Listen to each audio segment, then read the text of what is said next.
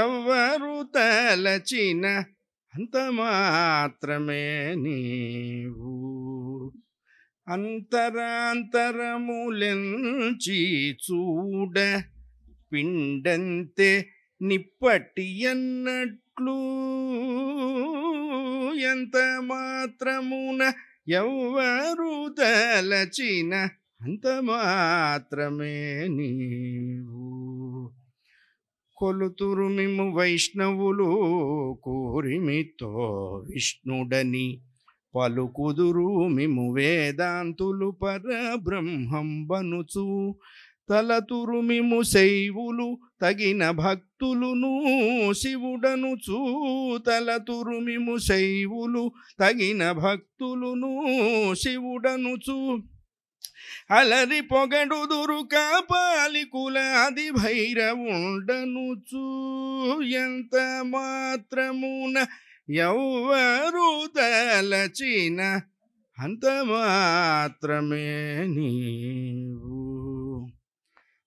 సరినిన్నుదురు శక్తేయులు శక్తి రూపు నీవనుచు, దర్శనములు మిము నానా విధులను తలపుల కొలదుర భజింతురు, సిరుల మిము ఏ అల్పబుద్ధి తలచిన వారికి అల్పంబవుదువు, గరిమల మిము ఏ ఘనమని దలచిన ఘన బుద్ధులకు ఘనుడవు, నీ వలన కొరతే లేదు మరి నీరు కొలది తామరవు, ఆవల భాగీరథి దరి బావుల ఆ జలమే ఊరిన ఎట్లు, శ్రీ వెంకటపతి నీవైతే మము చేకొనియున్న దైవమని ఈవలనే నీ శరణని ఎదను, ఇది ఏ పరతత్వము నాకు, ఇది ఏ పరతత్వము నాకు, ఇది ఏ పరతత్వము నాకు. ఏడుకొండలవాడ వెంకటరమణ.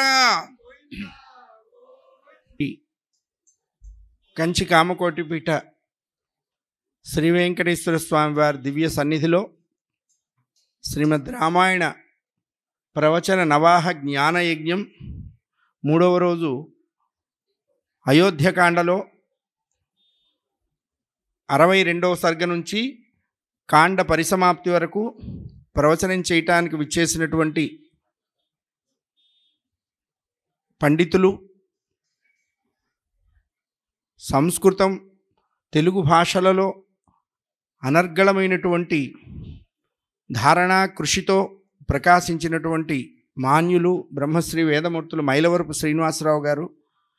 మైలవరపు శ్రీనివాసరావు గారంటే తెలియని వారు ఎవరు ఉండరు. ఎండలో ఎండని వాళ్ళు, వానలో తడియని వాళ్ళు, చలికి వణకని వాళ్ళు శ్రీనివాసరావు గారిని తెలియని వాళ్ళు ఇవి ఉండటం కష్టమే.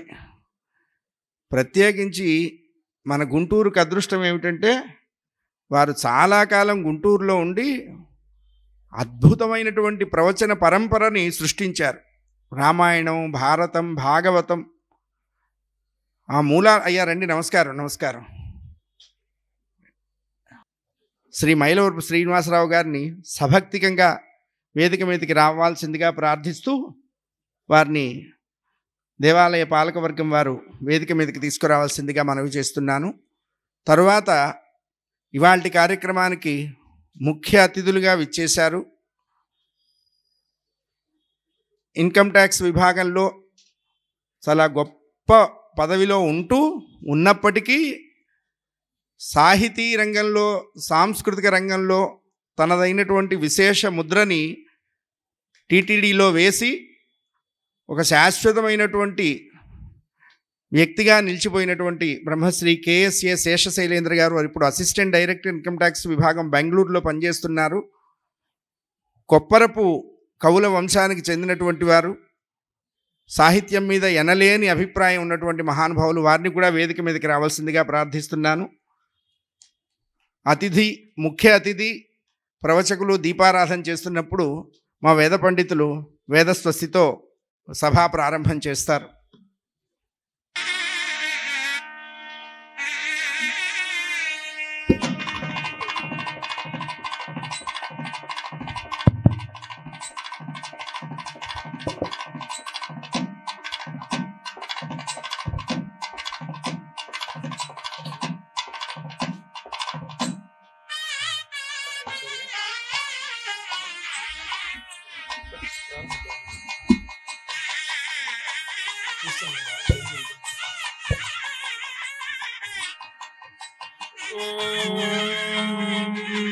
क्षेत्रस्य पते मधुमन्तमूर्मिन्धेनुरिवपयो अस्मासु धुक्ष्वा मधुश्च्युतं घृतमिव सुपोतमृतस्य नः पतयो मृडयन्तु अग्नेन यसुपधाराये अस्मान् विश्वानि देव वयुनानि विद्वान् योऽध्यस्मज्जुराणमेनो भूयिष्ठान्ते नम उक्तिं विधेम आदेवानामपि पन्थामगन्मयच्छक्नवाम तदनुप्रवोढुम् अग्निर्विद्वान् स यजात्सेदुहोतासो अध्वरान् स ऋतून् कल्पयाति यद्वाहिष्ठन् तदग्नये बृहदर्च विभावसो महिषीवत्वद्रयस्त्वद्वाजा उदीरते अग्ने त्वं पारयानव्यो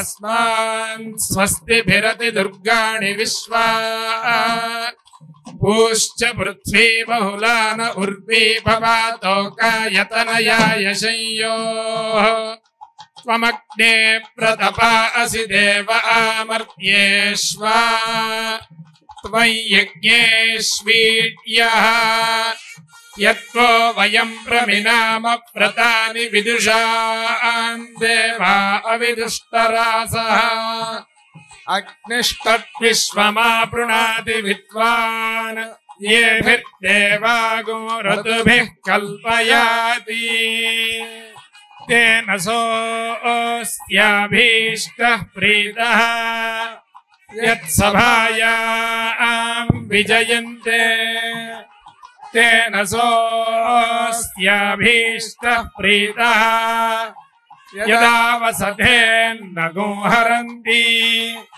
तेन सोऽस्याभीष्टः प्रीतः तथा आस्य सर्वे प्रीता अभीष्टा आधीयन्ते यन्नेवमुपतिष्ठेतैकमेकम् यथा ब्राह्मणाय गृहे वासिने परिदाय गृहानेति तादृगेव तत् पुनरागत्योपतिष्ठते सा भागेयमेवैषां तत् सा तत ऊर्ध्वारोहत् सारोहिण्यभवत् तत्रोहिण्यैरोहिणीत्वं रोहिण्यामग्निमादधीता स्व एवैनयो नौ प्रतिष्ठितमाधत्ते रत्नोत्येनेन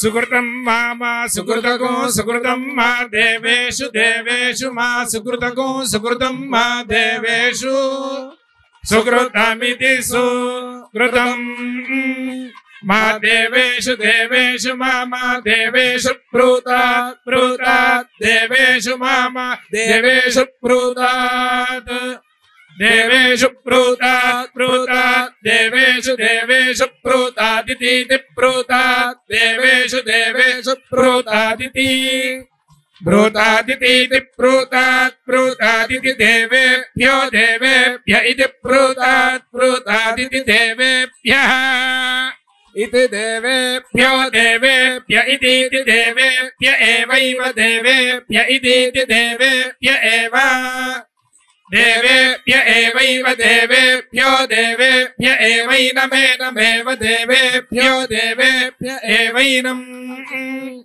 एवैनमेनमेवैवैनमैनमेवैवैनमा एनमैनमेनमा वेदयति वेदयत्यैनमेनमा वेदयति आवेदयति वेदयत्यावेदयत्यन्वनु वेदयत्यावेदयत्यनु वेदयत्यन्वनु वेदयति वेदयत्यन्वेनमेनमनु वेदयति वेदयत्यन्वेनम् अन्वेनमेनमन्वन्वेनं देवा देवा एनमन्वन्वेनं देवाः एनं देवा देवा एनमेनं देवा बुध्यन्ते बुध्यन्ते देवा एनमेनं देवा बुध्यन्ते देवा बुध्यन्ते बुध्यन्ते देवा देवा बुध्यन्ते बुध्यन्त इति बुध्यन्ते వేదాత్మనాయ విద్మహే హిరణ్యగర్భాయ ధీమహి తన్నో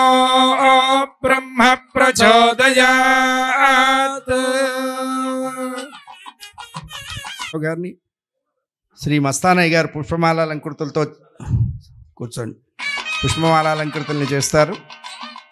ముఖ్య అతిథి శ్రీ కేఎస్ఏ శేషశైలేంద్ర గారిని శ్రీ నాగేశ్వరరావు గారు పుష్పమాలతో అలంకరిస్తారు.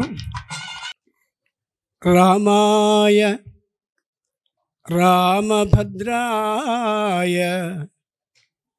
రామచంద్రాయ వేధసే రఘునాథాయ నాథాయ సీతాయ పతయే నమః.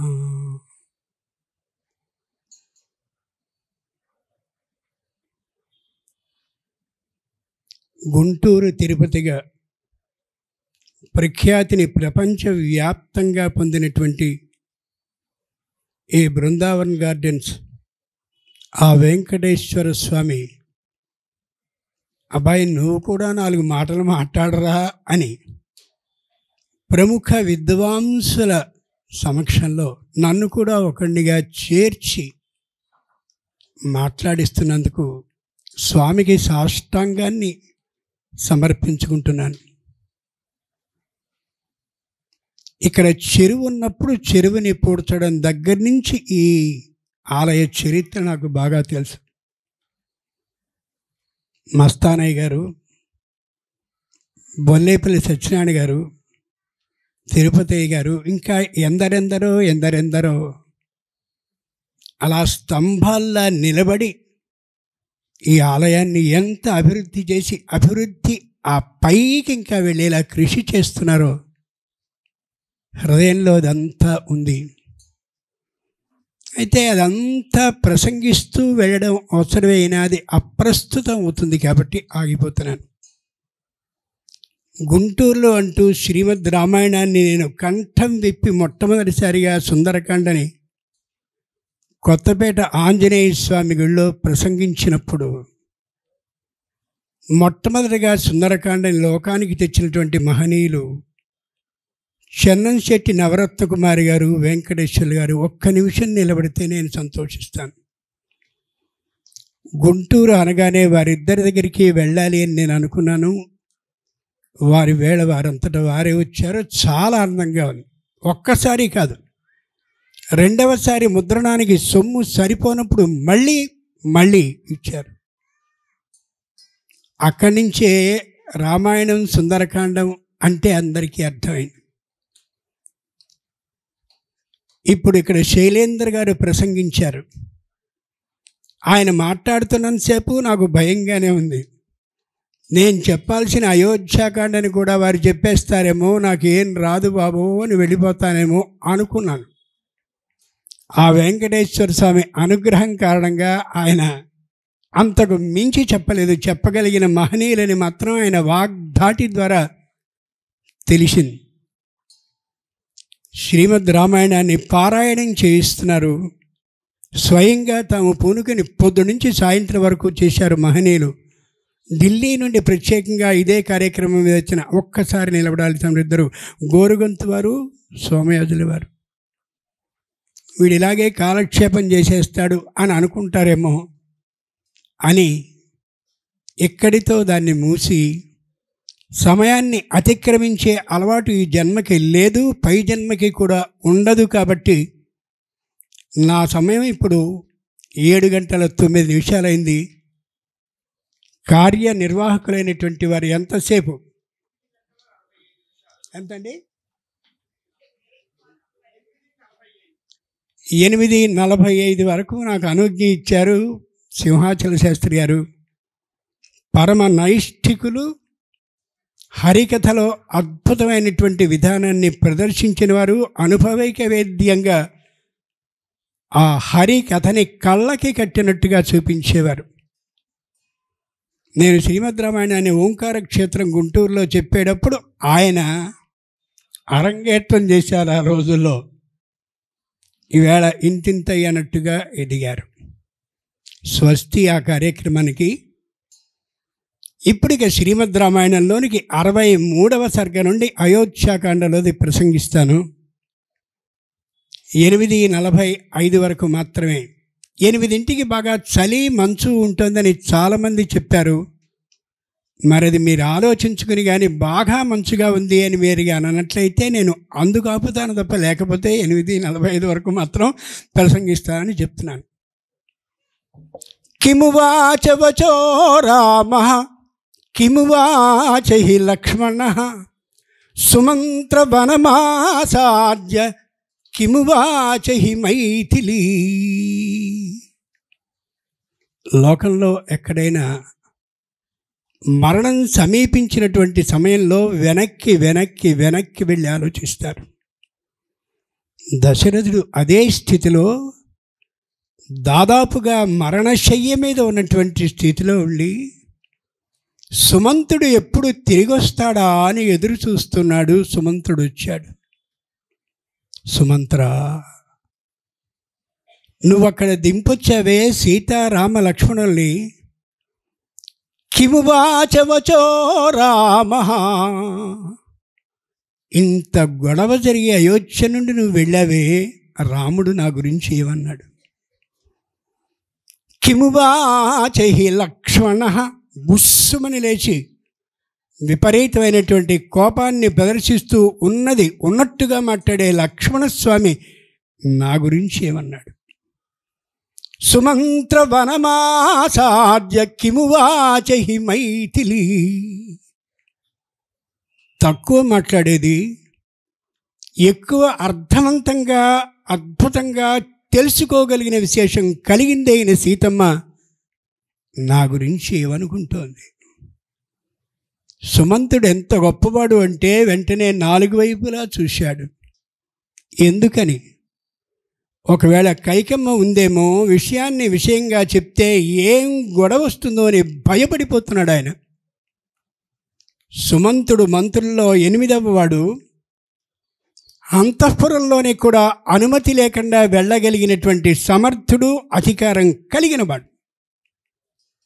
నేహతిష్టతి కైకేయీ విశ్రప్తం ప్రతిభాష్యతాం. సుమంత్ర, కైకమ్మ ఇక్కడ లేదు, ఉన్నట్టుగా చెప్పు ధైర్యంగా అన్నాడు. మనందరం 2 కాళ్ళ వాళ్ళం కాబట్టి చెప్తున్నటువంటి కథని కళ్ళలో కానీ కట్టుకుంటూ చూసినట్టయితే శ్రీమద్ రామాయణం అలా తెర మీది చిత్రంలా వెడుతూ ఉంటుంది. అలా తెలుసుకోగలిగినప్పుడే వంట పడుతుంది శ్రీమద్ రామాయణం. అలా మరణశయ్య మీద దాదాపుగా పరున్నటువంటి ఆ దశరథుడు అడగగానే అన్నాడు, ఏం చెప్పమంటావయ్యా?